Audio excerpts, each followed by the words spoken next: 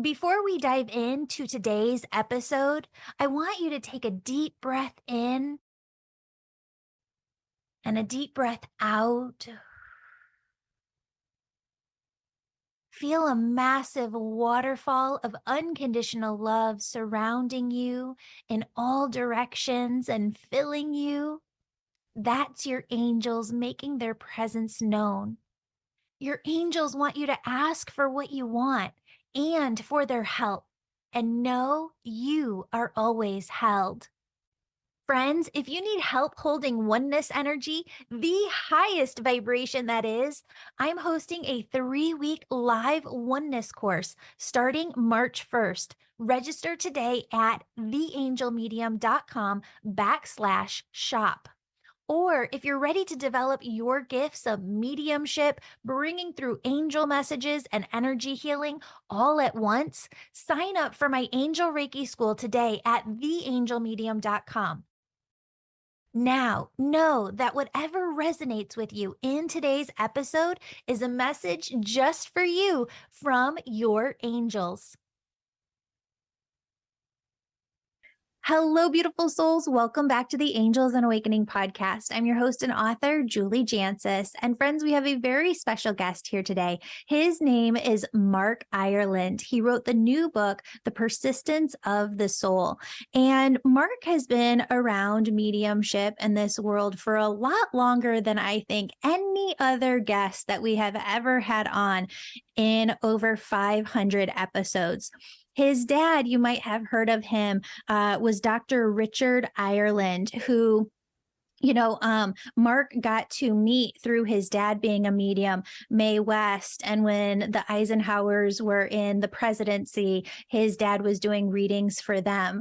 Mark has gone on to do a lot of scientific research or be part of scientific studies and really look at the science behind mediumship. So I'm very excited to have you on today, Mark. Thank you so much for being here and all the work that you do in the world.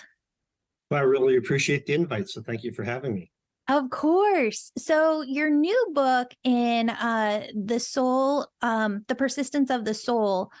There we go. Perfect. Yes. You really kind of dig into the science behind mediumship. And I wonder if you can kind of talk to us about some of those studies that you've been a sitter for and what those are like and what people are finding in their research. Sure. So this book really is almost like two books in one, because what I do in the book is explain my own personal experiences. With the unexpected passing of my youngest son, who was 18 at the time, that kind of thrust me back into my dad's world. And before that, I was in a business corporate career, kind of like you were, cruising along, trying to get advanced and looking at the money and all that kind of stuff. It kind of got yanked back into like what's more important. And so that's what thrust me back into my dad's field. And along the way, I did meet a lot of top mediums and researchers. Some of this was not, I would describe it as very synchronistic. I'll give you an example. So like one of the first, this happened 3 weeks after my son Brandon passed. I was watching a news excerpt on the Channel 12 Phoenix NBC affiliate station, and they were showing about some research being done at the University of Arizona at the time involving sitters that were separated from the medium, and the medium had to give a reading to those folks, and then they debrief with the sitters afterwards. So actually the medium in this case was Alison Dubois before she got big from the hit network show Medium. And she was reading for these people. And I was really impressed because she was giving them highly specific information, and it just seemed effortless for her. And at the end, they debriefed, and virtually, they touched on all the stuff, and it appeared to be all right on the money. And I thought to myself, wow, I'd love to have a reading from her someday, and I'd love to be in that lab. And little did I know both things would subsequently happen.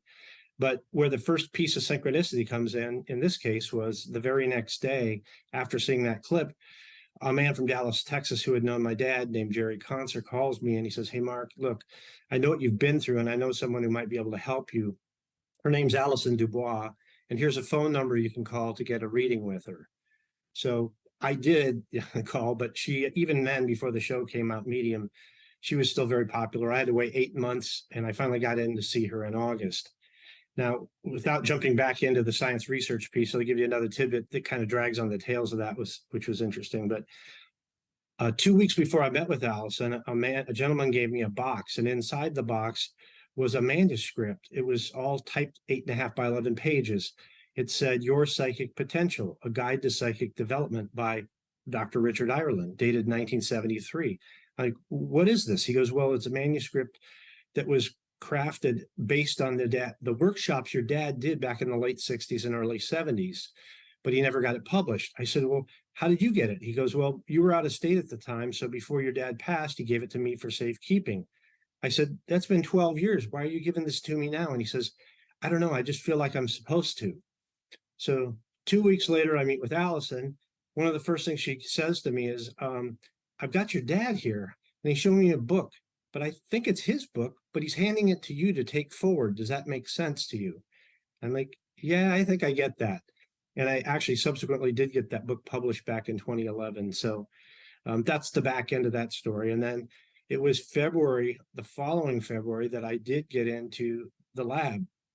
And so that was probably the first of the 2 times I was involved with the university doing this kind of research. And what they did was and Discovery Channel was there that day to record an episode of a show called One Step Beyond. And I have a clip of it too on my website if somebody wants to see it, at markirelandauthor.com. Anyhow, so I was seated behind the medium. In this case, the medium was a woman named Lori Campbell, who's based out of Southern California.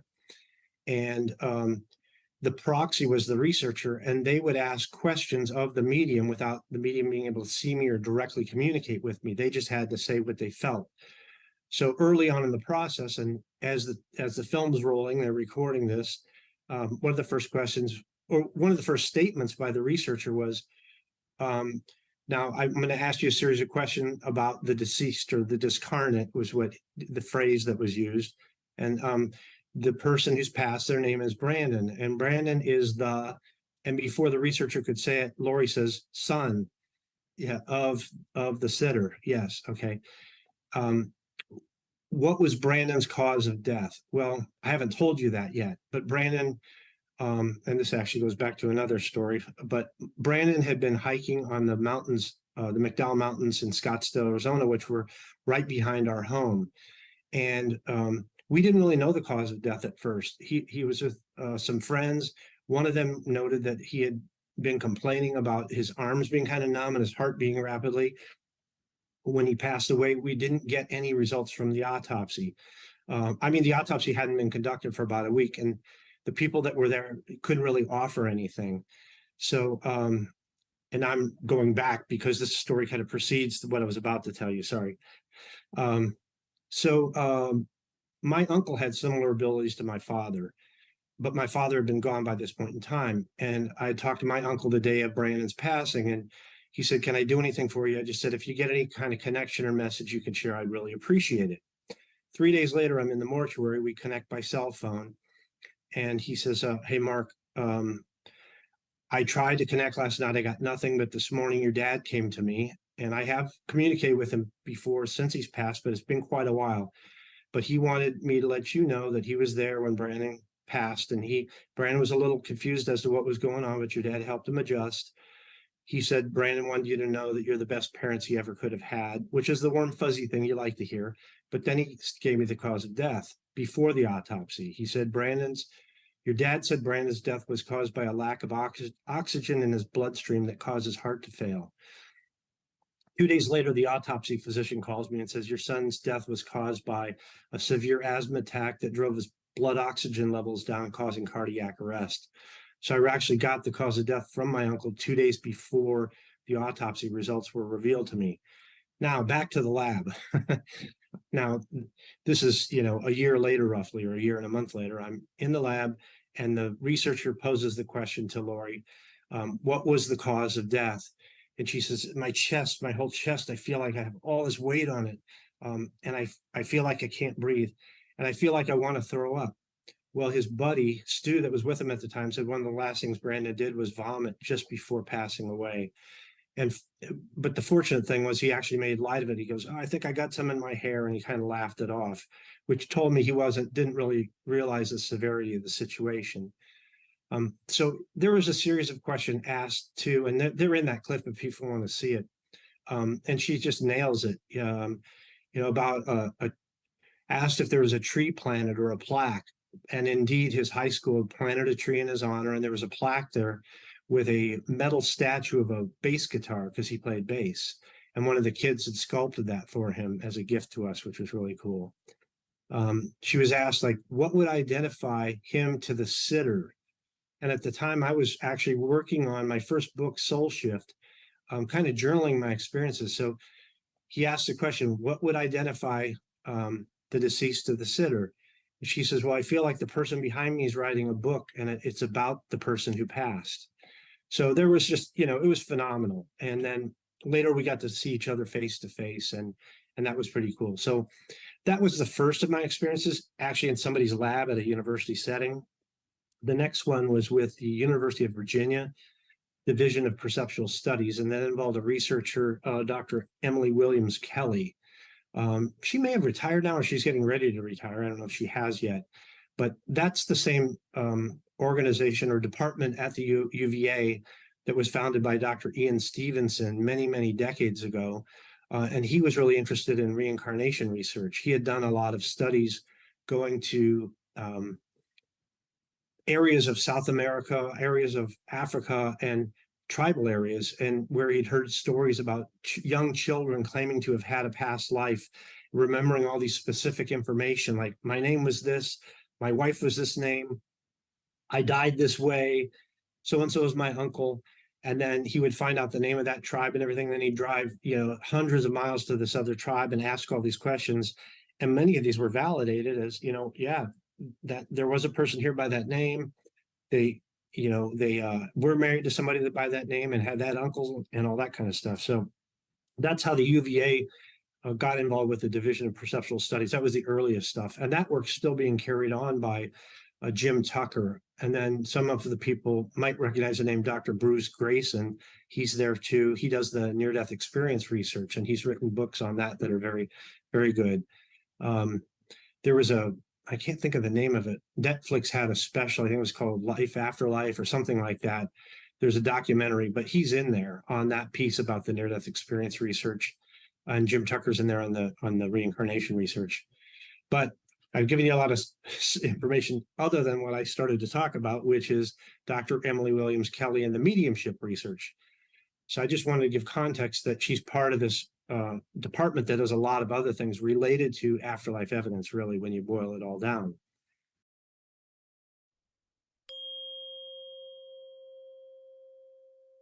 Have you ever listened to the radio where the DJ calls listeners at random?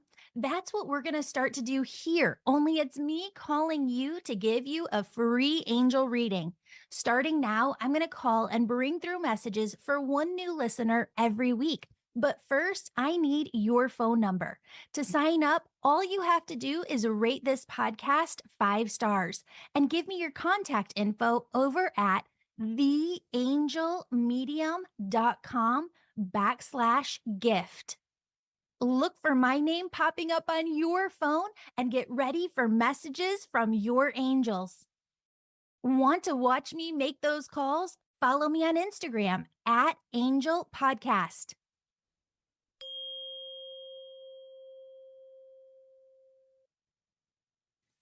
And her experiment was different. I believe, as I recall, she had 6 mediums provide readings for people that they didn't know. So I was essentially a proxy sitter.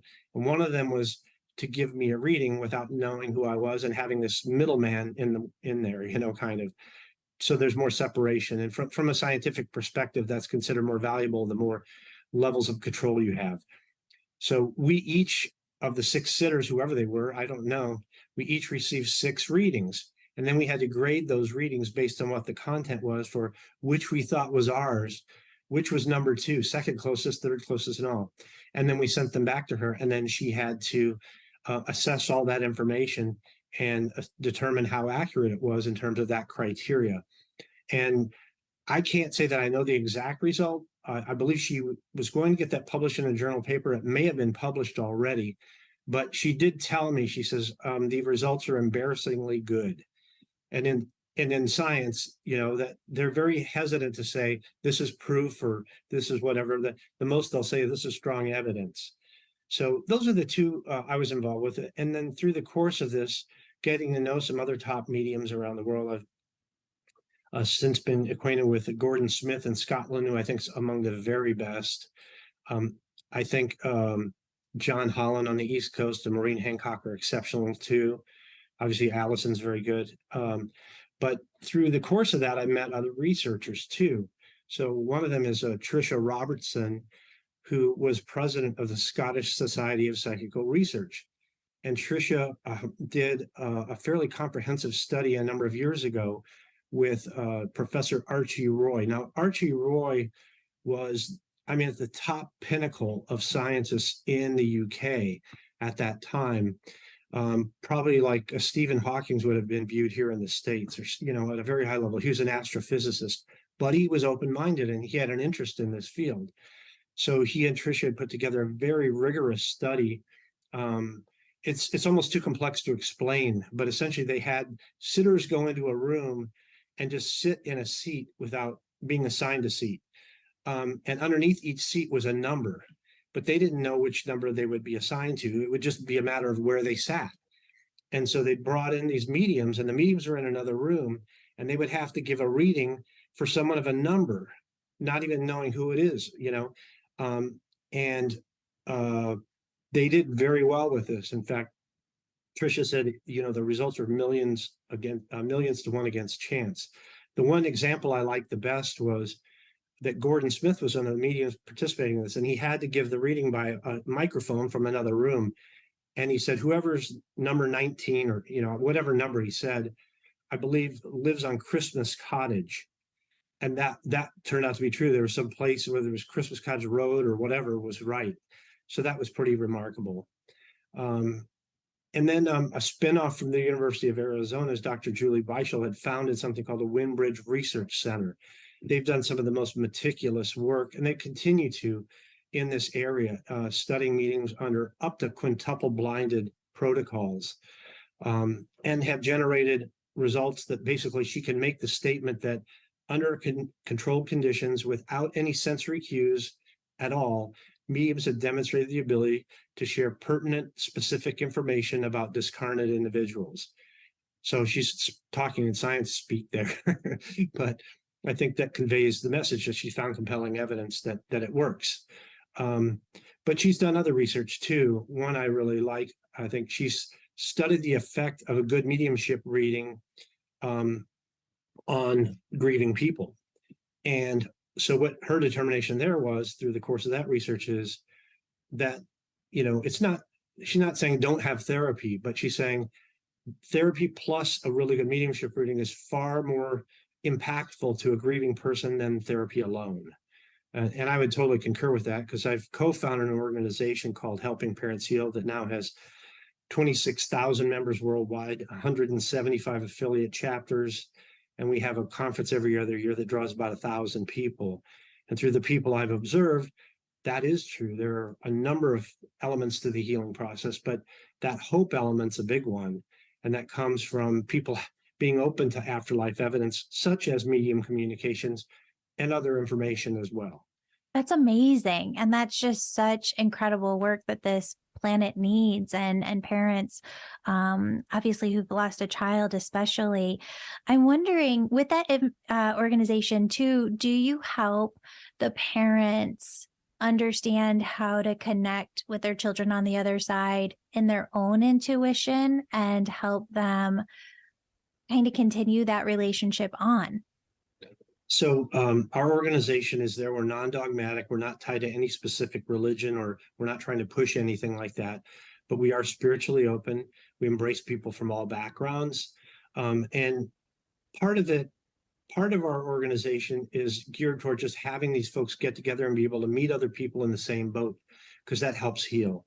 But we also have presenters at our conference and on Zoom meetings and in local meetings to cover a variety of things. And one of those is how to directly connect. So, a medium, Suzanne Wilson, has done that. Suzanne Giesman has done that. Others, have done that. I can give you an example. After Brandon passed, my actually first experience of any kind that happened with me, I made a direct connection even before my uncle gave me that message. So I wanted a direct connection. I went into a darkened room, which was actually a walk-in closet, turned off the light in total darkness, sat there quietly, quieted my mind, and in a prayerful way asked for a connection with my son. And I waited a while, and before long, in my mind's eye, I actually saw a figure I saw his face, like scrolling across like this. And it was smiling and joyful, and I felt glowing, like glowing, which was great. But then right after that, I saw a symbol, and it was a cross with an oval loop at the top. And I thought, well, I've seen those, but I don't really know what they mean. So it was kind of like a puzzle. So after I had that experience, I went to my computer, I Googled cross with oval loop, found out it's an Ankh, which is the oldest cross of human history, going back to the ancient Egyptians 5,000 years ago. And the real important piece is that I found out the lower portion, the cross represents physical life, the oval loop represents eternal life. So I got a coded message, I feel, that told me my son's joyful and he's in eternal life. Now, had I already known what that symbol meant, then I could have dismissed it as my subconscious trying to make me feel good. But this, having an analytical side to me was very helpful, because it's like, okay, I had to go figure out what that meant. And I was told, and that gave me the meaning for the experience, and it felt right. So that's one way people can do it, is sit out in a quiet place, close your eyes, ask for a visit, ask to visit. You could do guided meditations. Another experience I had, and I recommend this to people to try, before going to bed at night, ask for a visit while you're asleep. And as equally important, ask to remember it, because you can have these. How often have you woken up and you had this vivid dream or something, and then it's like an hour later you forgot what it was? So in this case, I did that one night, and while I was in a dream state, or that altered state, I suddenly saw Brandon, and it was more vivid than waking reality. I've only had this happen once where it was that kind of a dream, at least with him. I had it another time with an aunt, but it was as vivid, if not more vivid, than waking reality. He was in a room that was totally white, 3 white walls, but the 4th wall, where it would have been, is infinity, like the rest of the universe. It was just crazy. But it was a beautiful glowing light room. He's sitting there like he's sitting on a countertop, wearing jeans, a black rock and roll t-shirt, and skater type tennis shoes, which he used to wear. And I'm so excited to see. And I'm like, Brandon, I'm so excited. It's so happy to see you. Let me go get Mom. Let me go get Stu. Let me get Steve, your brother. And I said, I missed you so much since you died. And then he responded to me with another puzzle. He said, I didn't die. My father died. And then I was left with that to mull that over. And so I'm like, what did that mean? It was about a week later, his buddy Stu, who had tried to resuscitate him on the mountain, came by, and I told him about the dream. And then as soon as I told him, Pam, I knew what it meant. I'm like, oh, he meant he didn't die, because life goes on. He still exists. He's just in a different form, and then in another realm. But his father, me, I died inside, but that transformed me into a new person and put me on a new path. So the old me died, and I have a new me now going forward. But that dream visit can be very impactful, and people can have that, especially if you overthink, or you're too frantic, or grieving too hard. That can make it hard to connect in another way, or even with a mediumship reading. You have to be at a more peaceful place, and sometimes when you're in sleep, you can get to that place. Yeah, 100%. I'm wondering, and Spirit's just asking to ask you this question. What is your relationship with Brandon now? Like, do you connect with him? Do you spend time with him in like quiet solitude once a week? Or do you just kind of like let him come to you? What does that look like? It's a little of both. I think about him every day. And in my prayers every night, he's there. I'm always, prayerful of him, for him. He touches in a lot, because I know so many mediums, they're always giving me one thing or another. In fact, I can give you an example. I recently met, there's a medium in Phoenix named Michelle Clare. We're good friends. And we had met another medium for dinner one night, Farrah Gibson.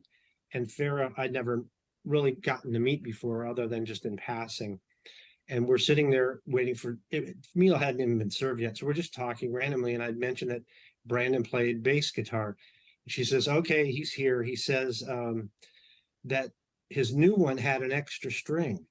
I'm like, okay, yep, that makes sense. He had a 4-string bass, but 3 months before he died, for his birthday, we got him a new bass. It was a 5-string bass. So that's a pretty obscure piece of information that not many people would be able to guess. Then she said, and he shows me, "Why are you taking strings off a guitar? Are you restringing it or something?" Well, I've been in Prescott, Arizona 2 days before with another friend, and I didn't even know she owned a guitar, but we were walking downtown and we go into a music store and she asked the guy, "Do you restring guitars?" And he says, "Oh yeah." I said, "You don't need to do that. I'll do it for you because I play guitar." So we bought a set of strings, go back to her place. I took all the strings off her guitar and restrung it. So I get that kind of stuff. Now, most people don't get that because they don't know all these mediums, but I Yeah. get my own things too. And sometimes I'll just feel like I'll think about them. I'll feel like this rush come through me. I've been told he's my teacher, and in a way, I'm my dad's teacher. So I almost feel like he's a really old soul and advanced based on the type of person that he was. That he was very giving, very empathetic. He embraced people who weren't popular, tried to lift them up. He didn't care about how he was viewed in the world or accolades or any of that. He just wanted to be himself. And those are all characteristics I see of somebody who's advanced and probably doesn't need to be here for a long time. So, and I think when I do writing, I actually compose songs and things too. I think he's helped me with a few songs that are pretty impactful. Hmm, So, yeah, that's amazing. I yeah. want to ask you a couple more questions when it comes to the research. Just having been around mediumship for so long with your dad, and then after the passing of Brandon, I'm just wondering, when you look at research and the science behind everything, where do you think that they might be able to take this within our lifetime? Like, what are they talking about, or what's the end game there? Well, the really sad part is that mainstream science has very little to do with this because they're still stuck in the concept of materialism as a philosophy or a model. A physicalism is another name for it. And that's the idea that the physical world and matter is what's real, and the brain generates consciousness. So when the body and brain dies, there's no way that you can have life after death because the brain creates consciousness. But there are some really smart people out there, some smart researchers like Bernardo Kastrup is one, and Hoffman. I can't think of his first name right now. Don Hoffman.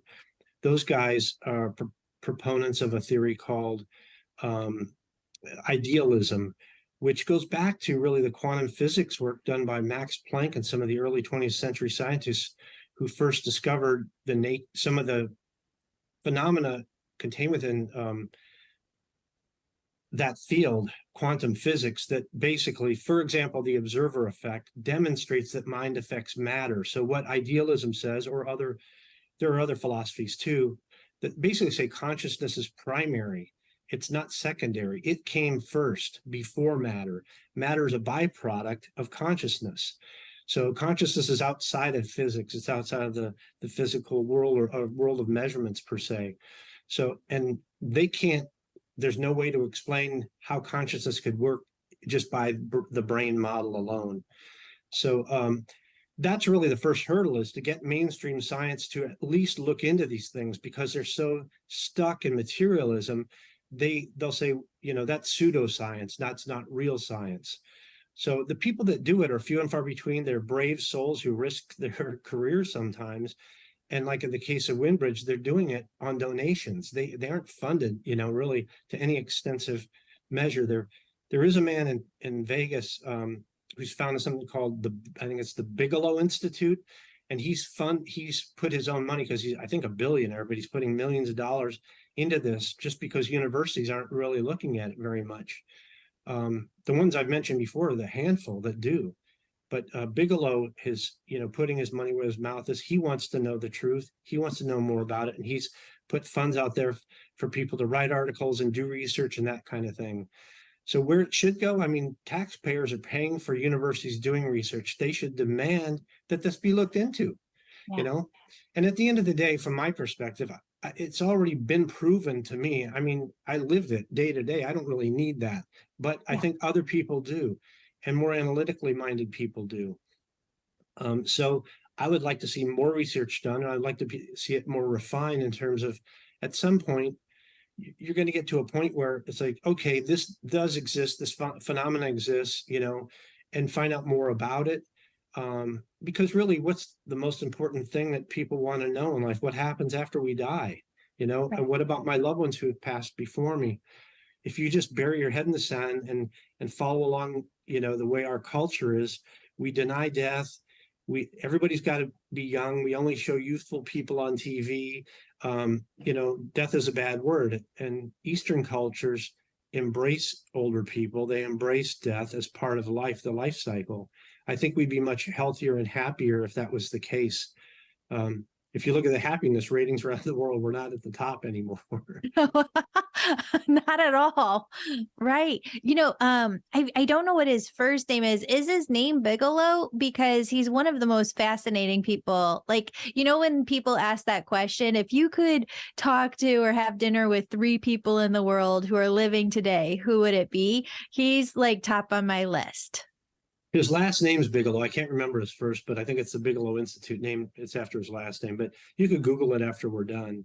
He's fascinating. For those listening who don't know, I don't go into conspiracies or anything. I just don't like the energy of it. I don't go into aliens and all that. But he studied the alien phenomenon of just like UFOs and the military seeing different things. And he was the one who got closest to that. I think had different like contract relationships to study it with the government or the military. And then he switched focus. And some say he just wanted to know, he's trying to figure out how to extend consciousness beyond death, I think is his ultimate goal with the Bigelow Institute. But they're looking at consciousness and how it works and trying to really figure it out. So it's wildly fascinating from my perspective because I would just love to know the mechanics behind it all and where they're going with this. But yeah, and I also think that on that website, the Bigelow Institute website, they have some of the most advanced information on consciousness because they have like this contest, if I remember correctly, where they have different people writing papers on consciousness and looking Right. at it. I think you can read those papers on the website. You can. They have them as PDFs, I believe. Yeah. Someone encouraged me. They had something involving mediums recently, but I found out about it too late to apply. But someone just encouraged me to submit some excerpts from my book because they're starting a magazine now and they might want to publish those as articles. Oh, that's fabulous. That's amazing. I've Yeah. actually, my publisher's doing a great job, and they've gotten me a publicist who's had three different pieces of my book published as articles in magazines. So there's Amazing. one's called Eden Magazine. I'm in that current episode right now, or at least a piece of my book. So that's kind of nice. Yeah. Who's your publisher? It's Bear and Company, Inner Traditions. They're in Vermont, and they've got, I don't know exactly their size, but they got to be one of the top five at least in the spiritual realm, probably top two or three for that. And I bet they're top 10 overall. That's But amazing. yeah, Inner Traditions. And then my imprint is called here. Oh, yeah. Amazing. Rochester, Vermont. Amazing. So I want to go into some more about your dad. This was fascinating. So here you are. Did your dad do this the entire time that you were a kid? I've got a 12-year-old, so this is kind of good insight to how she feels probably about her mom doing this. But you got to meet Mae West and different people. Yeah. So where it came on late in life for you, it actually came on real early in life for my dad. I had interviewed my grandmother after my dad had passed. She said she saw the first signs of it at the age of 3. he would often know, like when their grandparents were coming over, and they lived in rural Ohio. They didn't have they didn't have a phone, they didn't have TV or radio or anything. So, but really the breakout event for him was when he was 5 years old. He was taken to the Columbus Children's Hospital for corrective surgery on his eyes because he was born cross-eyed.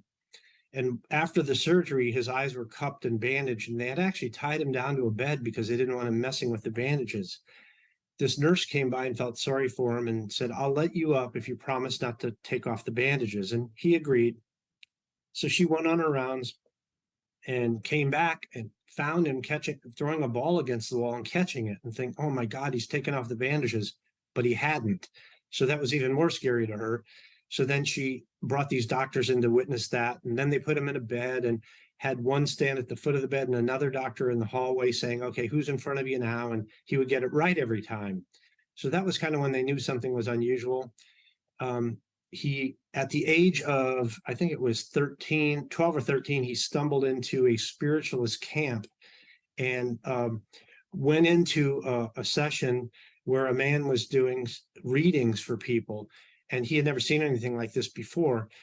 But he had just had his best friend had just died recently in a car accident. And they used to play in this creek, and they had secret names for each other. And his secret name for his buddy was Paisy, which is a really weird name, Paisy. So anyhow, he goes into this church, this spiritualist camp, and this woman's handing out papers with pencils to write on. And he says, "Well, what do I write?" And she says, "Well, if you don't have a specific question, just say a message, please, and write your name." So he did that. And then this minister that was doing the process, which is called blindfold billet, had taped and blindfolded himself. He got these messages and felt them and answered them one at a time. And then he went to my dad and he says, "I have a young man here named Richard Ireland. Can you please speak up?" And he said, "Yeah." He says, "Here, I'm here." He says, "Well, I have a young man on the other side who wants to connect with you." And he gives me a name, and the name is Paisy. And my dad's like, at that moment, my dad was hooked. He's like, and then the man said, "Someday you'll be doing what I do." And so, and then he actually mentored my dad. And then by the time my dad was an adult, he had even refined his abilities to a greater degree. He initially went into the Spiritualist Association of Churches and was like a traveling minister, and he would demonstrate phenomena all over the place. Eventually, later in 1960, he started his own non-denominational church. He wasn't really into pounding dogma into people, but rather to have just an environment for learning and for people to observe and make up their own mind about what's true and what's real to them. And then he went into the secular world too, and did a lot of demonstrations of this in a variety of places. So yes, I got to meet Mae West when I was 19. She would have him come to her house, or it depends. She had a couple different places, but she would have him come there and do demonstrations for her friends. So he met other celebrities through that. And the only reason I know about the Eisenhower connection is because I have in my possession a card from Mamie Eisenhower to my father from 1956 when he married my mom, congratulating on him on behalf of her and the president. So that's my breadcrumb trail to asserting that he probably read for them. So yeah, I grew up with this stuff, and it wasn't weird to me. It was normal. In fact, so much so that I just thought, "Oh, that's what it means to be psychic." My dad's just over the top, unbelievable. And like, he'd show me I'd meet somebody else, he'd go, "They're psychic." And I'm like, "No, they're not." And he'd say, "Oh, my son, Mark, my son, Mark's very psychic." And I'm like, "Dad, I'm not psychic. Look at this. I can't do what you do." But I did have experiences, and it wasn't, I think I just didn't really nurture them. But one time he had done a demonstration and he was done. He had to do another one in about an hour. He says, "Mark, I'm tired.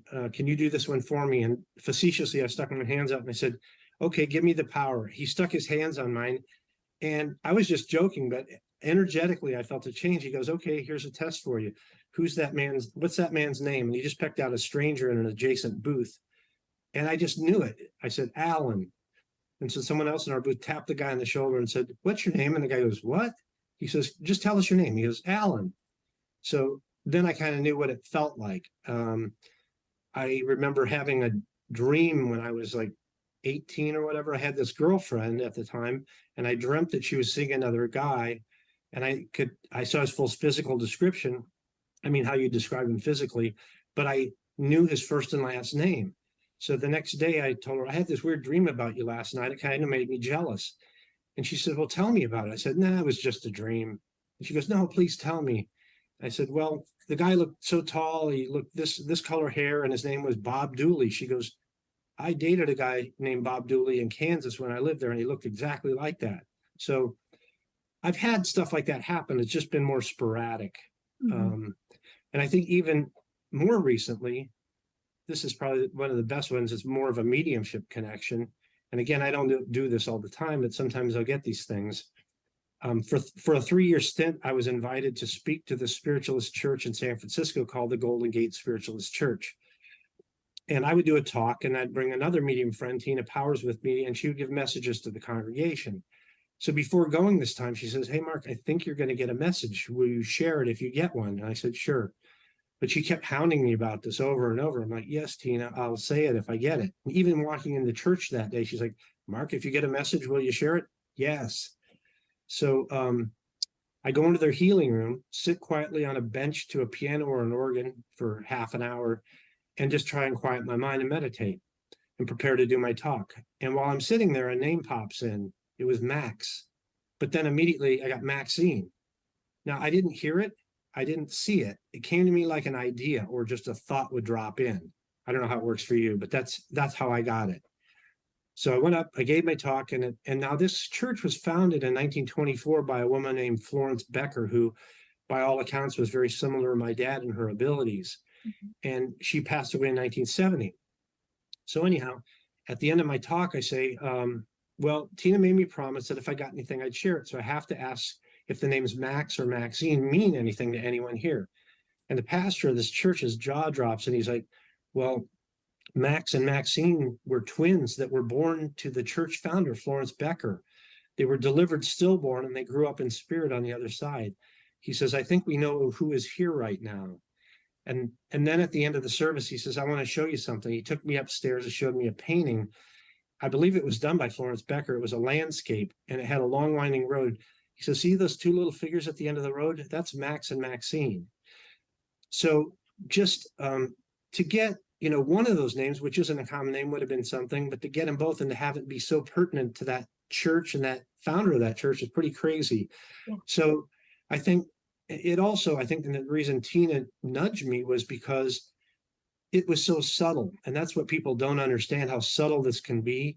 Your sensitivity has to be at a point where you can perceive this stuff and realize it's not your own thought, or at least be willing to explore that possibility.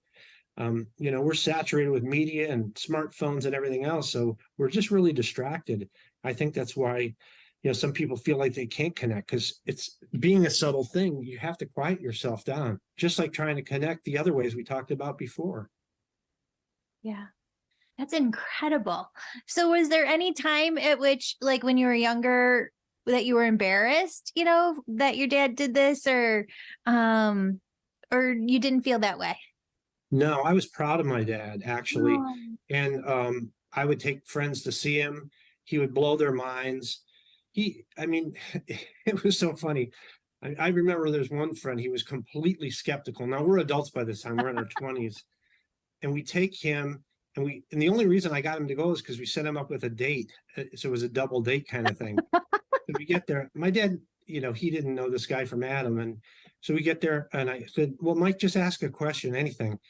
So Mike sends up a question, and I wrote my dad a question. I said, Dad, Mike is my friend, blow his mind. And that's all I wrote. So my dad's going through these, and he goes, oh, Mike Cusack. He goes, well, tell me about this girl. And he named the girl. He goes, in Seattle. And he didn't write anything about that. And I just see his face like turn white. And so anyhow, later on, I found out, he said, well, he was interested in this girl in Seattle, and he just called her that day. Wow. So anyhow, that's the kind of thing. I Amazing. love to do that and blow friends' minds. And then I had other friends that were big believers, and they would go there for advice and direction and all that, which he provided. I think I would get mad when skeptics would, try and put him down or whatever without even testing him or knowing him. But overall, I was proud of my dad. We were not the same person. I'm very practical, and he was very live by the moment kind of thing person. Yeah, that's amazing. I'm so glad that you came on today, Mark, to share your story. Your work is just incredible. Your new book is The Persistence of the Soul. And where can everybody find that? And where can people find you? Well, the easiest place to go is my website, which is markirelandauthor.com. That's Mark with a K, Ireland like the country, author, markirelandauthor.com. And not only will you find the books there and all the links that you can buy them from Amazon in 11 different countries or Barnes and Noble or whatever, but I've got links to my dad's videos, including the 1971 Steve Allen episode. So all that stuff you can find there. And then I have a media link too. If people want to look at that Discovery Channel episode from when I was at the University of Arizona, they could see that. And then I have a short, like a 20, 25-minute documentary that some Arizona State University students, journalism students, did about my story a number of years ago. And that's on there too. So there's all kinds of stuff there. But that one place can get you all those other things. Amazing. Thank you so much for being here, Mark. Thank you for the work that you're doing in the world. I think it's so needed and so important, and you're just such a blessing. Well, thanks for giving me a platform to share that. Of course.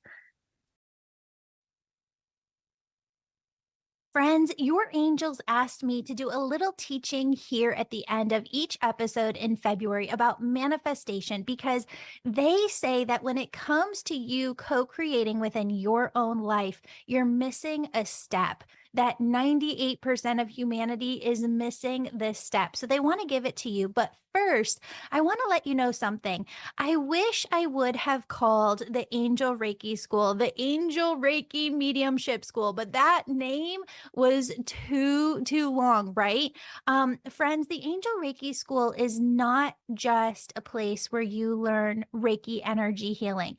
In fact, it's really not about learning energy healing at all. The Angel Reiki School is the place where you go to develop your gifts in mediumship, being able to bring through angel messages from the angels to other people, to learn Reiki and other energy healing modalities, and to learn how to, if you want, don't have to. A lot of people come through the Angel Reiki School simply to build out their gifts, to understand their gifts, develop their God-given, unique spiritual gifts to the max.